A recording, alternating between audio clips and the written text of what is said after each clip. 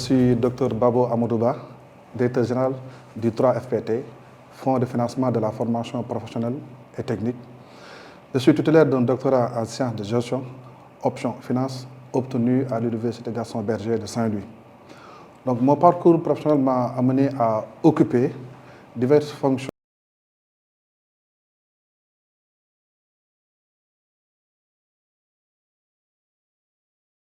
L'enseignement et de la formation au lycée technique André Pétavin à l'Université Gaston Berger.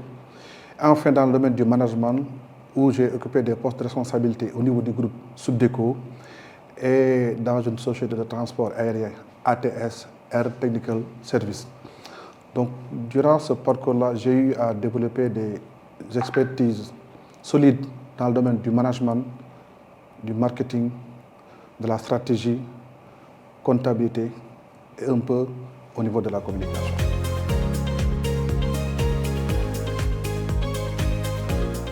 Les défis sont nombreux, mais nous allons en citer deux, notamment l'accès équitable à la formation. Comme vous le savez, la structure économique du Sénégal fait que toute l'activité est concentrée au niveau de Dakar. Ensuite, adapter l'offre de formation en fonction des réalités du marché. Maintenant, pour cela, nous avons trois leviers.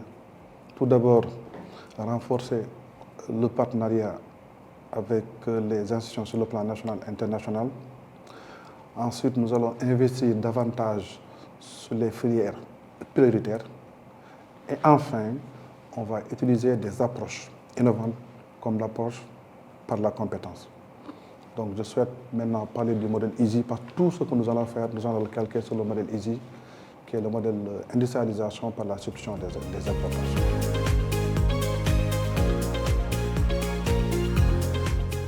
Ma vision pour le 3FPT est de le voir devenir un leader dans le financement de la formation professionnelle et technique en Afrique de l'Est.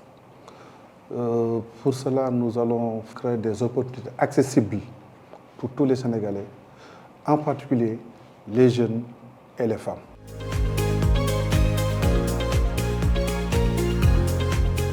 Tout d'abord, vous me permettez de remercier l'ensemble de nos partenaires, parce que les partenaires jouent un rôle central dans le fonctionnement du 3FPT. Laissez-moi vous rappeler un peu, le 3FPT a sa principale source de financement, la CFCE. La CFE, c'est la contribution forfaitaire à la charge des employeurs, c'est-à-dire c'est une charge patronale.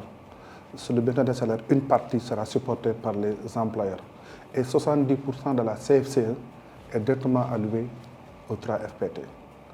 Et cependant, c'est insuffisant compte tenu de nos objectifs, compte tenu de notre vision, raison pour laquelle on a besoin de ces partenaires-là qui viennent nous accompagner pour la réalisation de ces projets.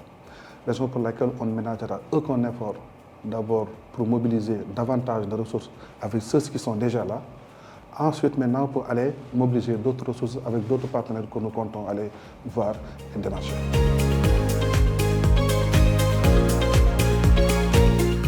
Les 10 ans marquent un tournant décisif avec l'arrivée d'un nouveau pouvoir et une nouvelle orientation politique.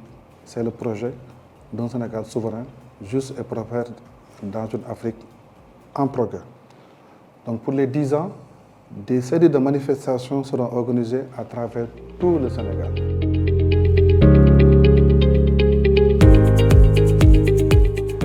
Effectivement, dans le monde, on a parlé de la révolution industrielle, de la révolution informatique. Aujourd'hui, on parle de la révolution technologique. Et la technologie est devenue incontournable parce qu'on parle souvent d'intelligence artificielle, de cloud computing et de l'Internet des objets connectés. Et c'est pourquoi on dit dans ce 21e siècle, souvent les analphabètes, ce sont ceux qui ne parlent pas l'anglais et ceux qui ne maîtrisent pas la technologie.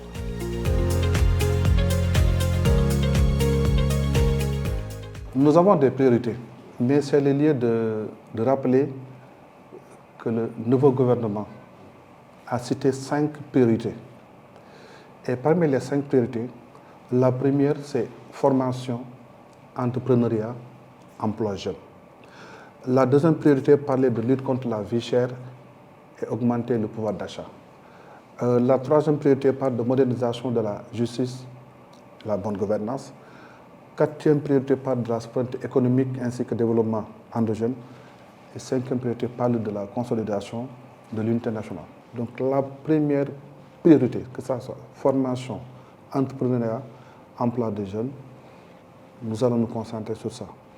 Je dis souvent, face à ce problème de chômage qui est structurel, la solution doit être systémique.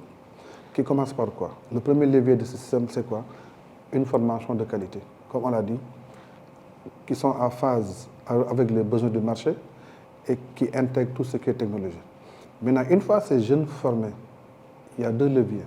Ceux qui veulent aller dans les entreprises, c'est que l'État doit jouer un rôle de catalyseur en créant des capitaines d'industrie. Parce que c'est eux qui peuvent absorber la majeure partie de l'emploi à 90,2%. Cependant, il y a d'autres jeunes qui vont aller vers l'auto-emploi. Là aussi, l'État doit jouer un rôle de catalyseur en créant des centres d'incubateurs ou bien des espaces coworking. Maintenant, il faut pérenniser tout ça dans le cadre d'un bon modèle de développement macroéconomique. Donc, vous voyez, donc, le FPT est au début et à la fin. C'est pourquoi c'est un levier important pour l'emploi des jeunes au Sénégal.